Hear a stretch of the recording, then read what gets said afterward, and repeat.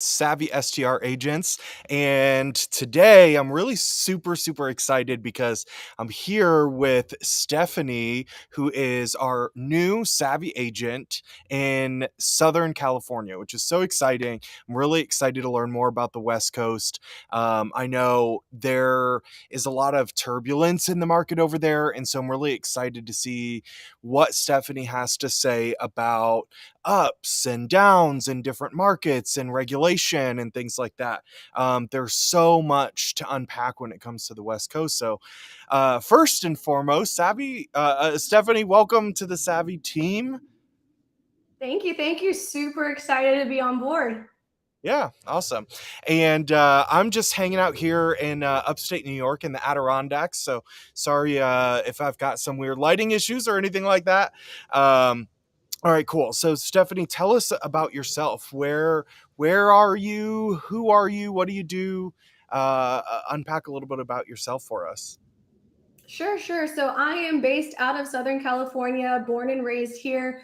Specifically, I'm from the Inland Empire, so I am currently in Banning, California, which is funny because nobody knows where that is. So if you are familiar with Palm Springs, Joshua Tree, and right before you hit the windmills, and everyone knows where the windmills are, I'm literally the last city of civilization before you're actually in the desert. So I'm right at that entrance. It's kind of a nice spot because I can be in the desert within an hour. I can be in the mountains within an hour, and going to the coast is like I feel like a tourist when I go to the coast, even though it's like 2 hours away from me. It's it's pretty cool. Like that's what I love about Southern California is you can be in any type of destination in hours within a day. And a lot of people that actually vacation in California are from California. I actually did this myself last weekend. I was looking for an Airbnb and I'm like, oh, I could be in an A-frame in the mountains, or I could just go somewhere by the coast or by the beach. And I always pick the beach. So, but what do I do in real estate, short-term rentals? So I do a ton of stuff actually. So I am a licensed realtor here. I've co-hosted, I arbitraged, I own, I joint venture within short-term rentals. I'm actually pretty active in the Southern California just networking community with real estate in general. I've done fix and flip. I do both in, out of state, anything related to short-term rentals. I pretty much do. And I'm also one of the co-founders of STR Nation in Southern California, even though we're everywhere. So I think that's as much of a concise recap on what it is I do, where I'm from, and what I'm about. Yeah, kind of the 30,000 foot overview, right, of Stephanie. Yeah. Um, awesome. So, yeah, that's really cool. I hadn't really considered that about the Southern California market, that you could get to the desert, you could get to the beach, you could be in the mountains. It was so interesting. I think California is really like a mini country, and maybe I'm rehashing things that a lot of people already know about the area, but it is kind of cool to think about because you can get all the way to Northern California and be in ski areas and in the snow and in the mountains and in the redwood forest, right? And then down in Southern California is like a completely different place, right? It's kind of like a mini US all in one state. Yeah, I think it's like I want to, don't quote me on this, but it's like, I think I read one time it was like the fifth largest economy, Hmm. in some way or fashion. So it could probably live on its own as its own country. Yeah, And it, they it were definitely could. too. NorCal and SoCal were completely different. Yeah, exactly. And I think you're exactly right about that. It's either the fifth or sixth largest economy in the world. And that leads me to a point that I have come to start considering lately, which is, over the past few years, there has been kind of mass exodus out of California, right? And like into areas like Austin, Texas. And I'm of the opinion that California is going to have a big resurgence. I think a lot of people are going to come back in.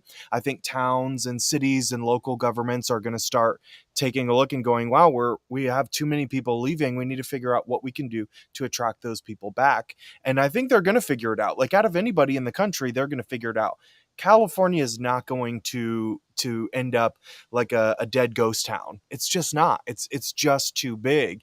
And so I think for that reason alone, it's worth exploring and looking at what sort of investments you can make there, because I do see really big things coming for California. I think anytime you have a down market or a down time, you're going to come back up, right? And that's kind of how I feel about California. So how do you feel about all of that? Yeah, it's funny you mentioned the mass exodus, and that is real. That is very true. But when it comes to visitation, at least in the short-term rental part of it, people love coming to California. That's actually not really stopping. People, when they come to California, because of just how we are here, they expect to spend money. They know that they have to be able to shell out for food, for gas, for a place to stay.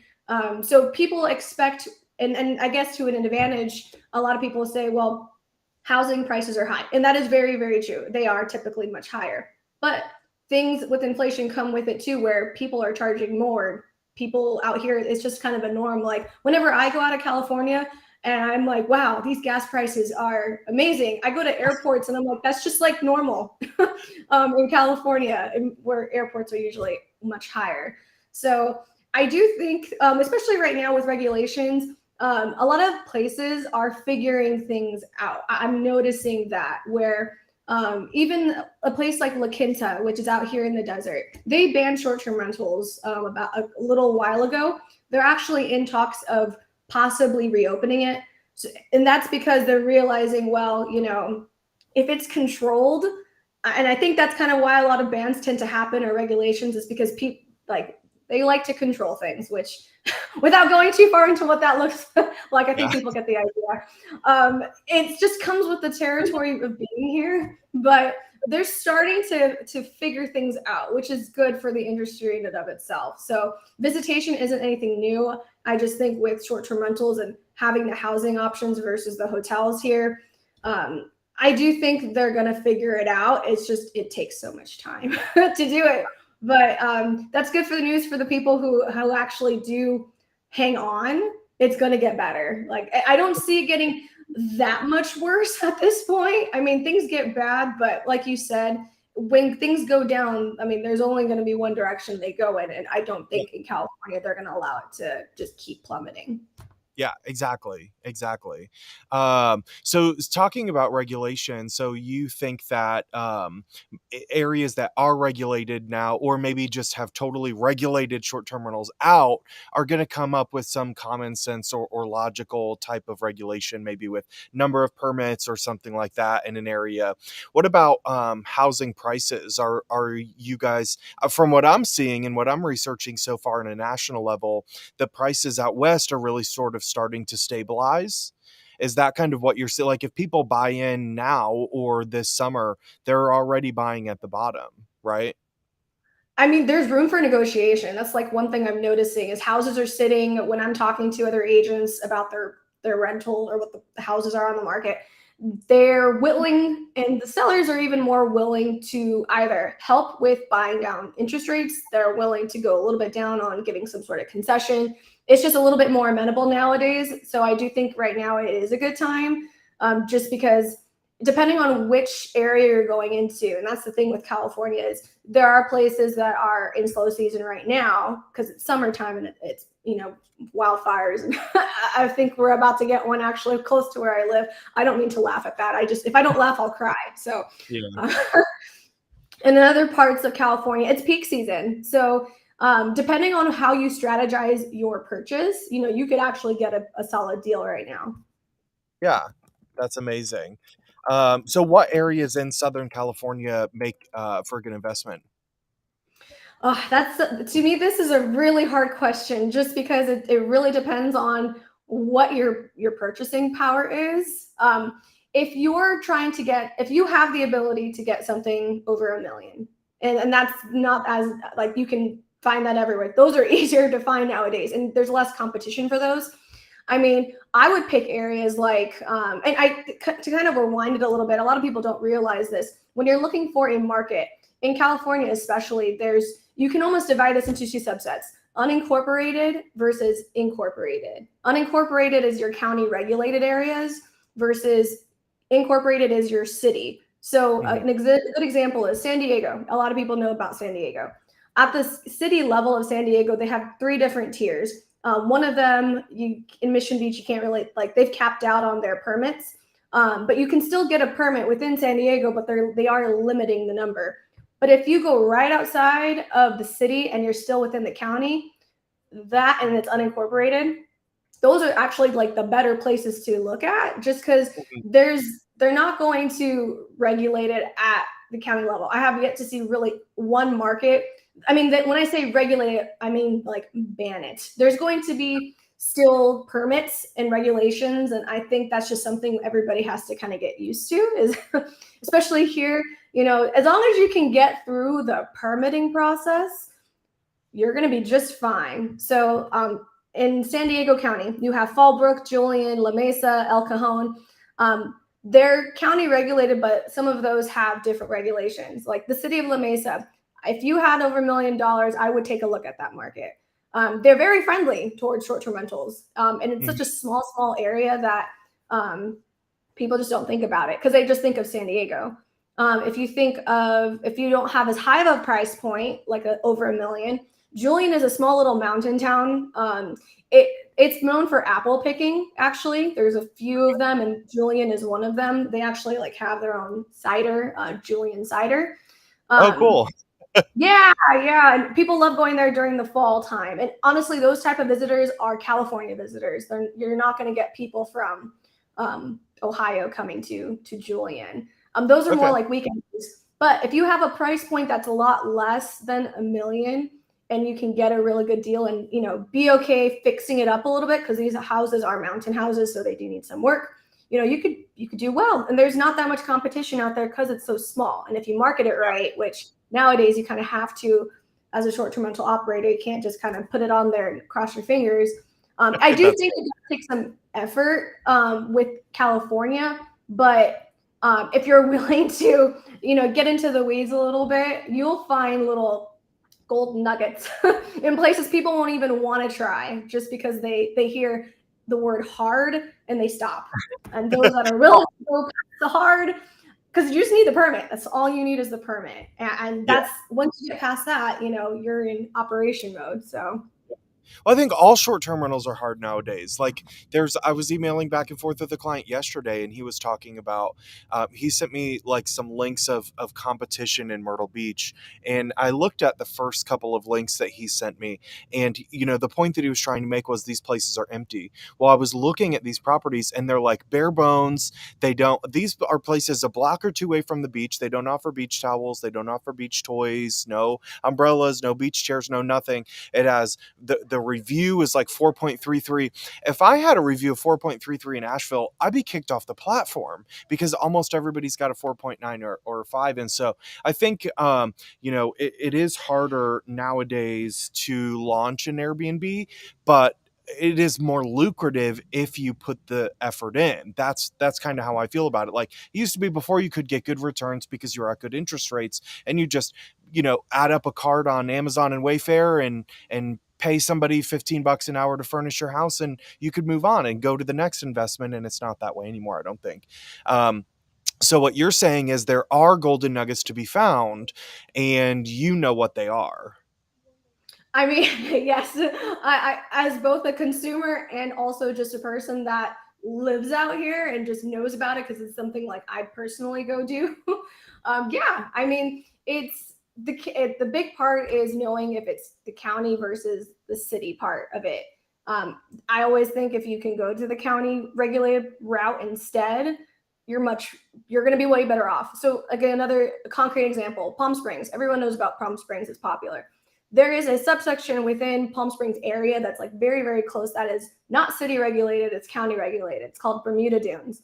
This is a small subset. These houses do not go on the market very often. But if they do, you want to pay attention to those because they get a lot of Palm Spring people just because of the location of it. But now you're not worried about Palm Springs regulations. You only have to worry about the county because it's unincorporated. So Yeah. um, That's a good example. I've personally looked there myself, but they those go fast. So So you need to jump on them. you do, yeah, yeah. Well, And we've right got now, somebody. so you actually could probably.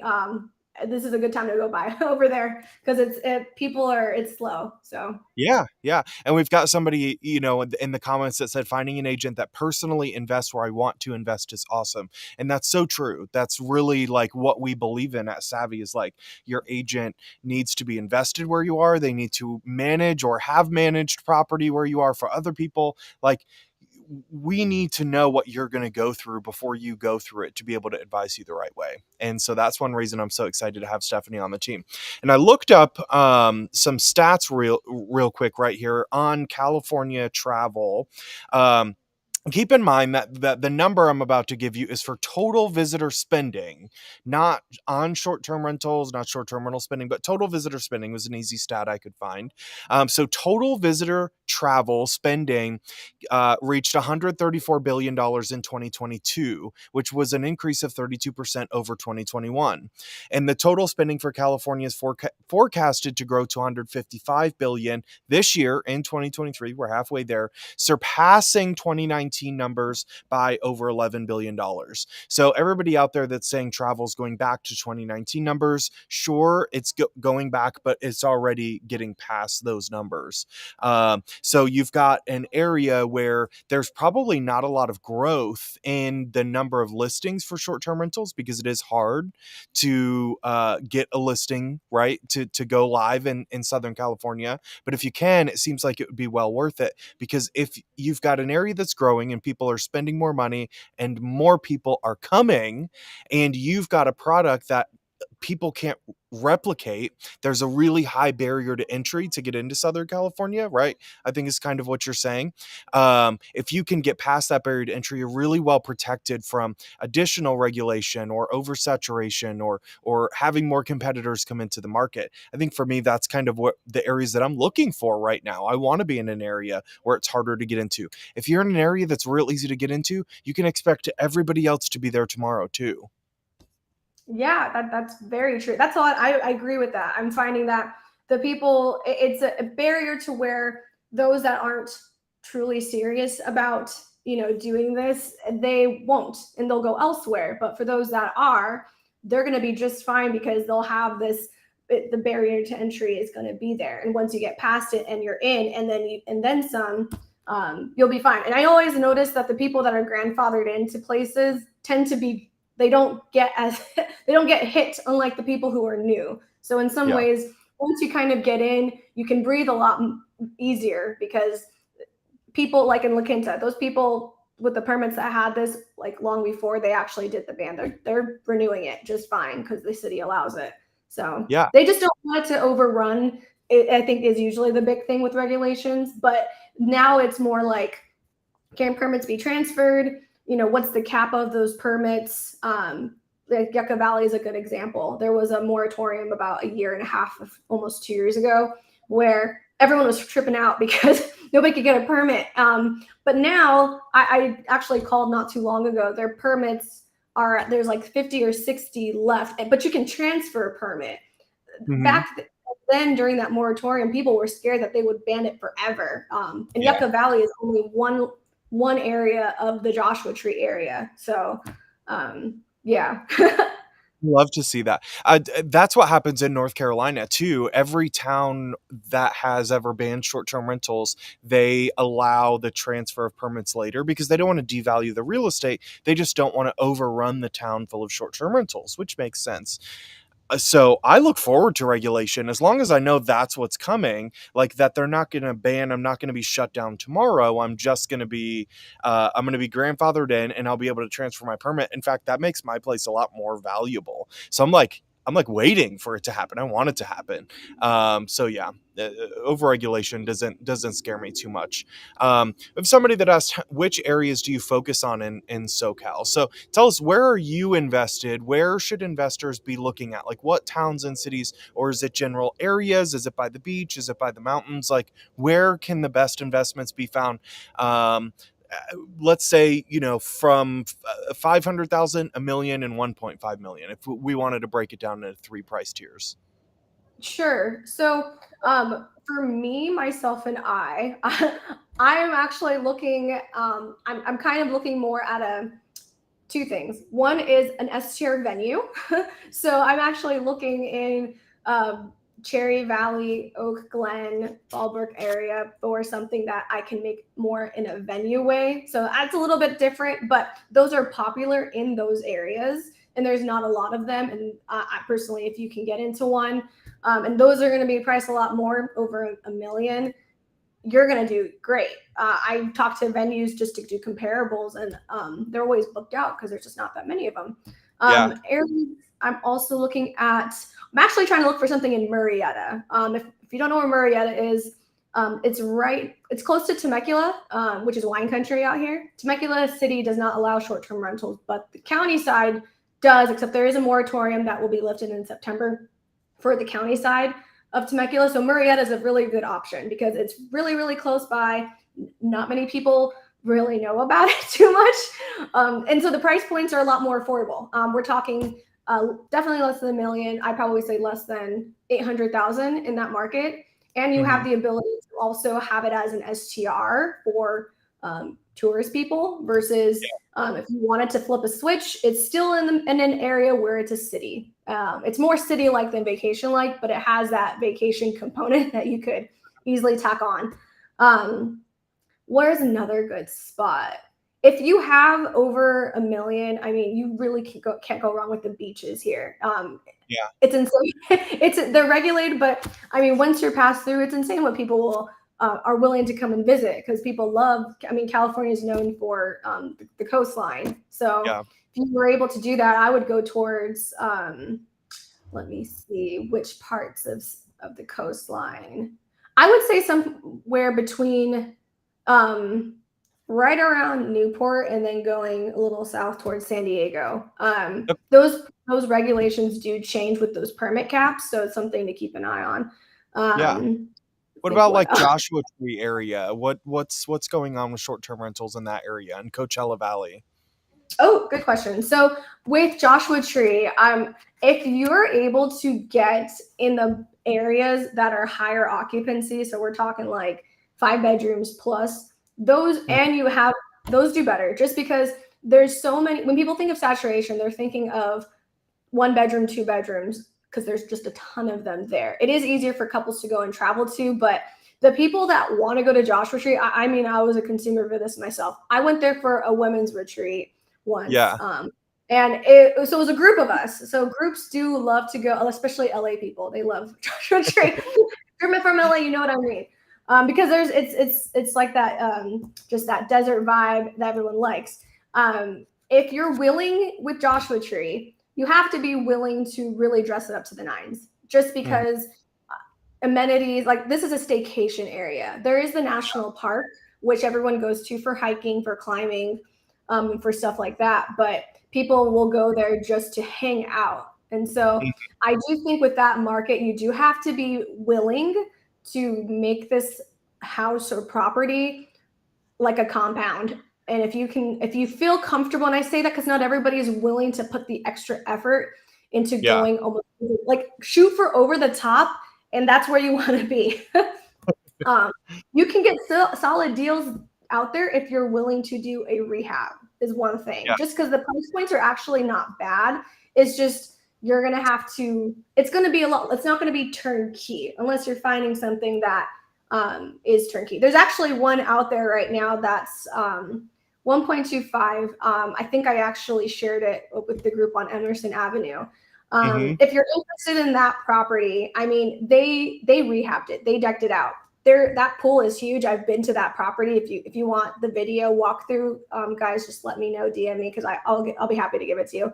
Yeah. Um, it's it's a very big pool. Like there's so much potential with this property if you're willing to put a sauna, if you're willing to put people love cold plunges. I don't get it. I don't do it. But people do. Me neither. The people No, the cold yeah, plunge is not my thing, not at all. no. But people will put stuff like that there.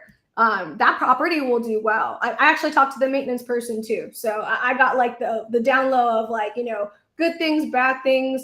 It is on a dirt road, but if you're willing to have something kind of like that. Like that's what you want in Joshua Tree. The Yeah, boho look is gonna, it's not going to cut it anymore in that market. yeah, You have to yeah. theme it out, deck it out. If you are willing to do that, yeah, you'll Yeah, be have all just the fine. amenities in design. I mean, we've seen so often, especially recently, I have so many good examples of people that went really, really far with design and amenities, and they ended up booking out really, really far, myself included, you know.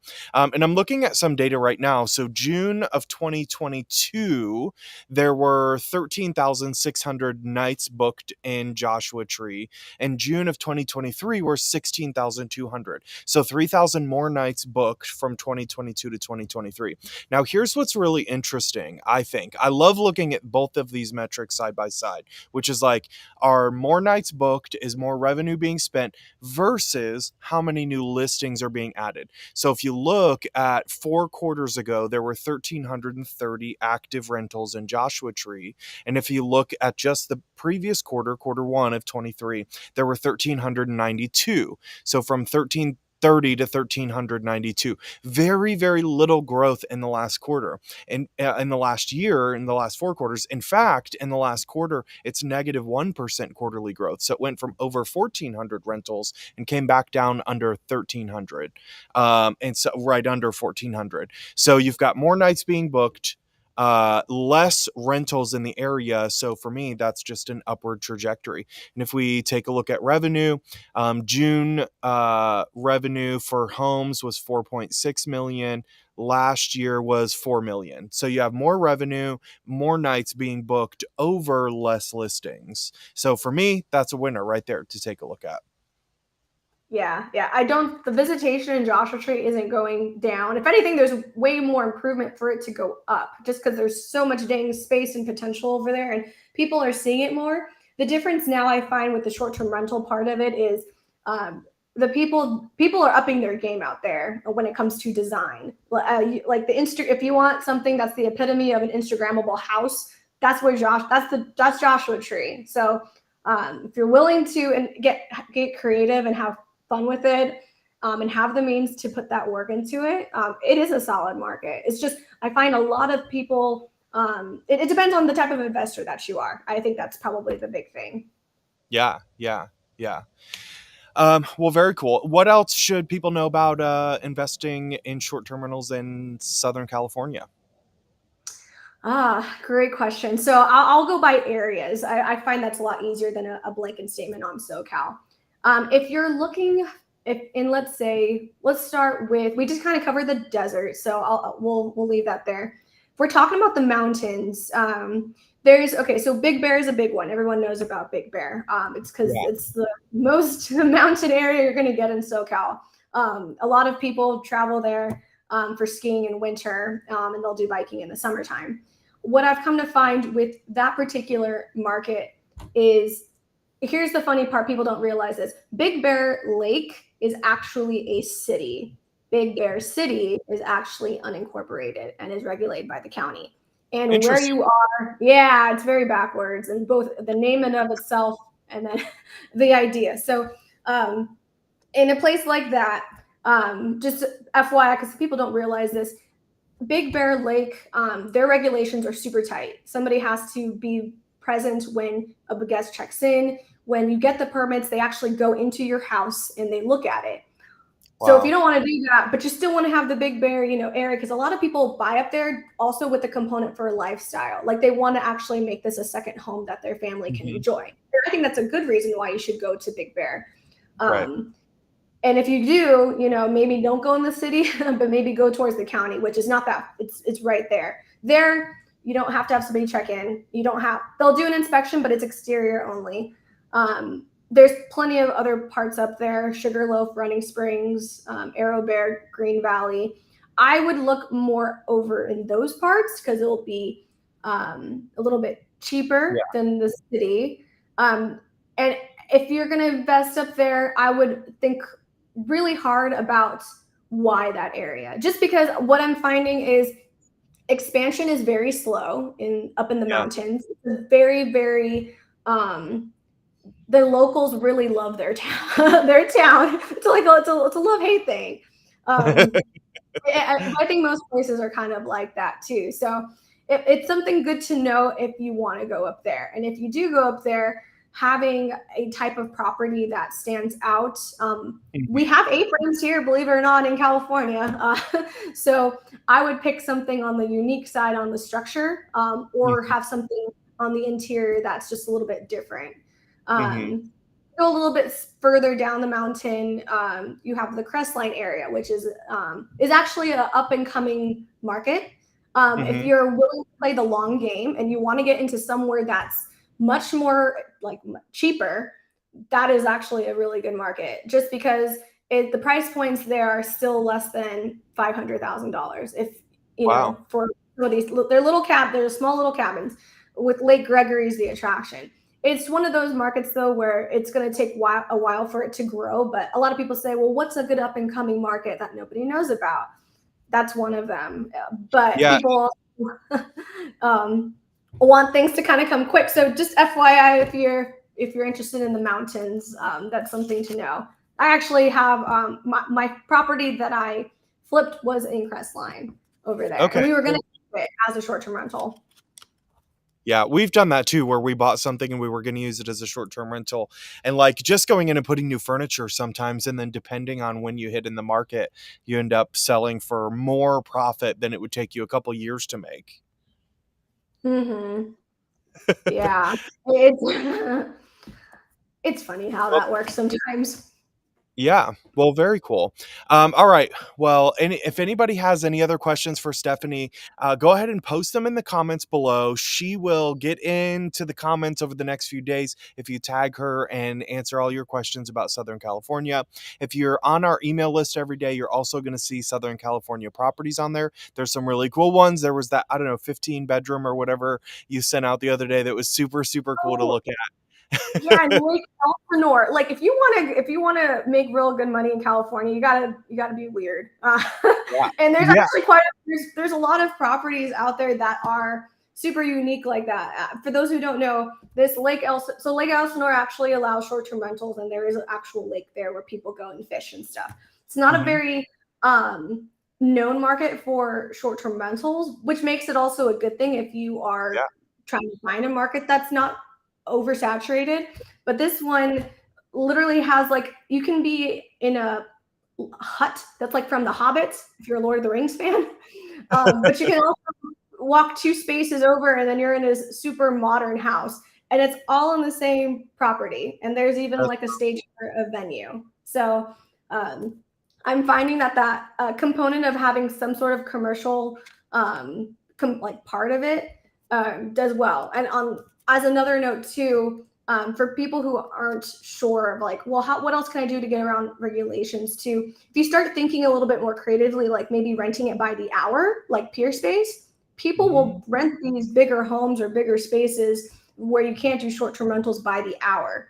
And they'll pay, and by honestly, depending on how much you charge and what's in it, you can make up a nightly rate in a couple of hours, and then you don't have to Yeah. worry about overnight, people. So Yeah. I actually have somebody that did something similar in El Cajon. So That's so interesting. um, Yeah, maybe people from LA wanna come over and, like, get the Instagram photos and then just leave and go back and sleep in their own bed. yeah, yeah. Or people film music videos, people do photography.